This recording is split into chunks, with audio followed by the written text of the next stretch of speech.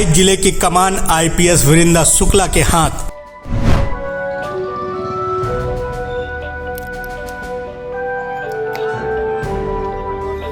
UP में IPS वृंदा शुक्ला की तीसरी तैनाती। पुलिस अधीक्षक चित्रकूट के रूप में सेवाएं दी है और उत्तर प्रदेश में ये मेरी तीसरी तैनाती है पुलिस अधीक्षक। नागालैंड कैडर से यूपी कैडर में लिया ट्रांसफर। और पहले मेरा ओरिजिनल कार्डर नागालैंड था जहां पे मैंने 5 वर्ष अपनी सेवाएं दी। अपराध का भविष्य साइबर क्राइम आईपीएस वृंदा शुक्ला। अपराध का भविष्य ही साइबर क्राइम है। पूरे प्रदेश में एक साथ साइबर थानों का होगा उद्घाटन।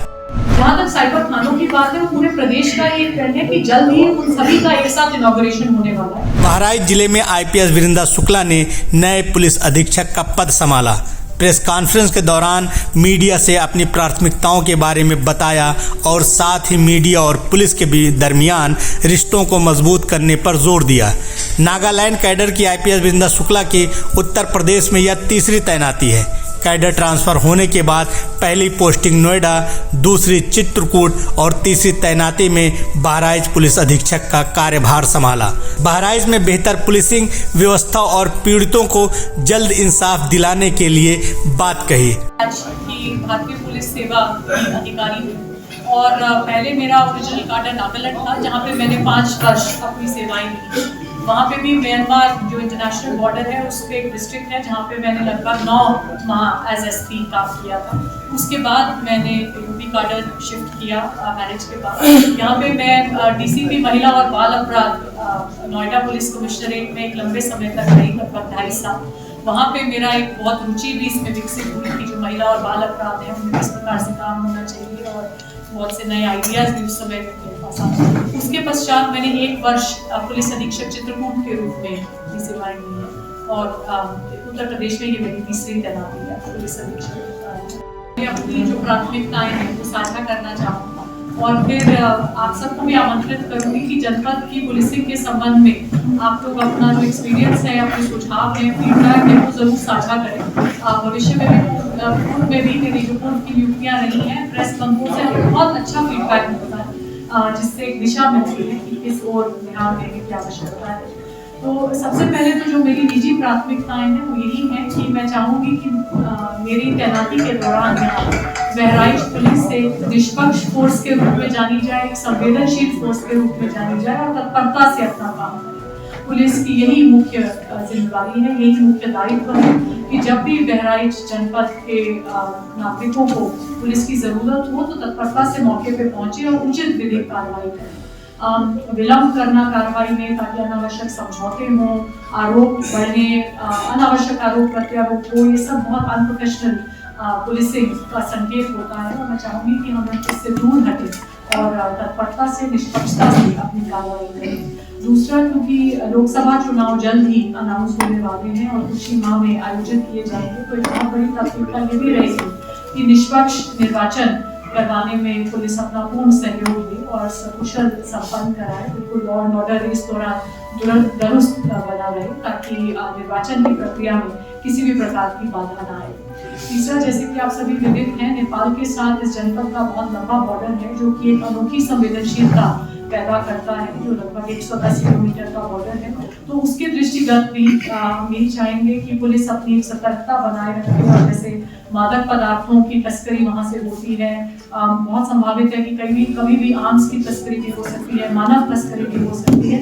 तो इस तरह का कोई भी ट्रेंड पैदा ना हो जो अभी नहीं होता है, उसके लिए पुलिस दुरुस्त रहे, अपनी अभिसूचना तंत्र को विकसित निरंतर करती रहे ताकि इंटरनेशनल बॉर्डर का डिस्ट्रिक्ट होने के दृष्टिगत जो संवेदनशीलताएं हैं उनको हम सदैव नियंत्रित रख सकें। और एक जो मेरी मुख्य निजी प्राथमिकता है वो ये है कि जो महिला संबंधी अपराध है उस पर बहुत तत्परता से कार्रवाई हो। यही एक सबसे बड़ा संकेत होता है समाज में जिससे उसको नियंत्रित किया जाता है कि पुलिस बख्शेगी नहीं और जैसे ही अपराध हो उसमें साथ ही साथ गिरफ्तारियां हो और साथ ही आजकल क्योंकि महिला संबंधी कानून जो है उनका दुरुपयोग भी बहुत है, तो एक इस चीज के लिए भी मैं चाहूंगी कि पुलिस कटिबद्ध रहे कि हम किसी भी निर्दोष व्यक्ति को ना फंसने दें।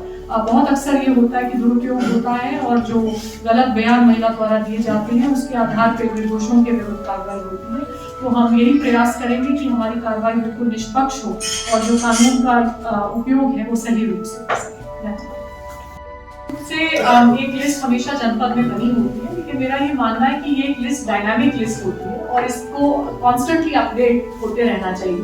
तो जो शासन के चिन्हित अपराधी हैं उनके विरुद्ध तो हमें कार्रवाई करनी ही है। उसी के साथ साथ आने वाले सप्ताह में जैसे ही मेरा परिचय हो जाएगा कि कौन से मुख्य अपराध हैं या कौन से मुख्य अपराधी हैं, तो उसके बाद हम एक आंकलन, एक एक्सरसाइज पुनः दोहराएंगे कि कौन से हमारे ऐसे चिन्हित प्राथमिकता वाले अपराधी हैं जिनके विरुद्ध हमें कठोरतम कार्रवाई करनी है या थोड़ी विस्तृत निरोधात्मक कार्रवाई है। अपराध का विषय ही साइबर क्राइम है और ये आने वाले समय में बढ़ता ही जाएगा। देखिए, सबसे पहले तो जो हमारा एक फर्स्ट रिस्पॉन्डर का सिस्टम है वो हर थाने पे साइबर हेल्प डेस्क है। उसमें 2 से 4 कांस्टेबल सभी थानों में ट्रेन किए गए थे, जिनका उद्देश्य ये है कि जब कोई शिकायतकर्ता आता है तो एक गोल्डन आवर्स में जल्द से जल्द पहले उनका पैसा रुकवाने का प्रयास किया जाए, क्योंकि अक्सर इन केसेस को वर्कआउट करना बहुत मुश्किल होता है। हमारी प्राथमिकता होती है कि हम फ्रॉड का पैसा रुकवाएं और अब इसमें बहुत से पोर्टल्स विकसित हो गए हैं, इसमें सारे पेमेंट गेटवेज जुड़े हैं, बैंक्स जुड़े हैं, बहुत भारी संख्या में पैसा रुकवाया भी जाता है और पीड़ित व्यक्तियों के बैंक में लौटाया भी जाता है। जिस जनपद से मैं आ रही हूँ वहाँ हमने बड़ी संख्या में ऐसा किया है।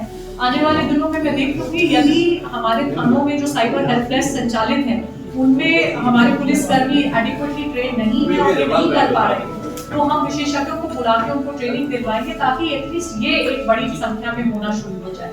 जहाँ तक साइबर थानों की बात है, वो पूरे प्रदेश का ये ट्रेंड है कि जल्द ही उन सभी का एक साथ इनॉग्रेशन होने वाला है और उनका काम जो है पाइपलाइन में है। CCTNS के नोड्स डेवलप किए जा रहे हैं, कनेक्टिविटी दी जा रही है ताकि डायरेक्ट FIRs जो अभी विभिन्न थानों में पंजीकृत हो रही है वो वहाँ पे हो जाए।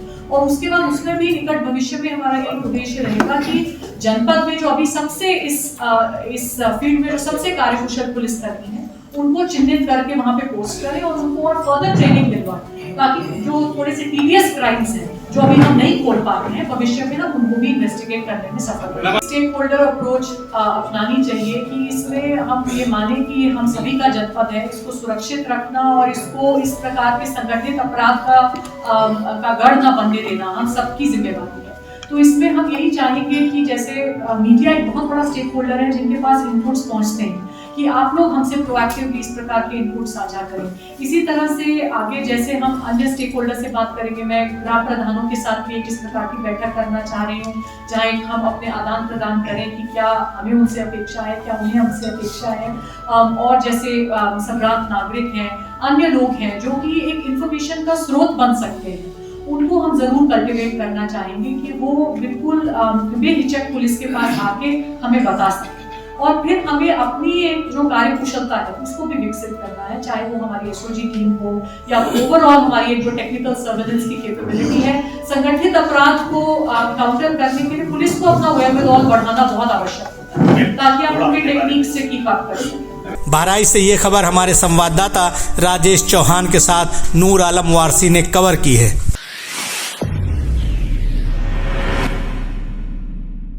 राहत सेवा संस्थान, सर्व मानवाधिकार, मानवता के लिए बढ़ते कदम में आप भी अपना सहयोग करें। सब्सक्राइब करें आपका अपना चैनल न्यूज टाइम नेशन और हर खबर सबसे पहले पाने के लिए बेल आइकॉन जरूर दबाएं। और हाँ, खबरें पसंद आ जाएं तो लाइक और शेयर करना ना भूलें।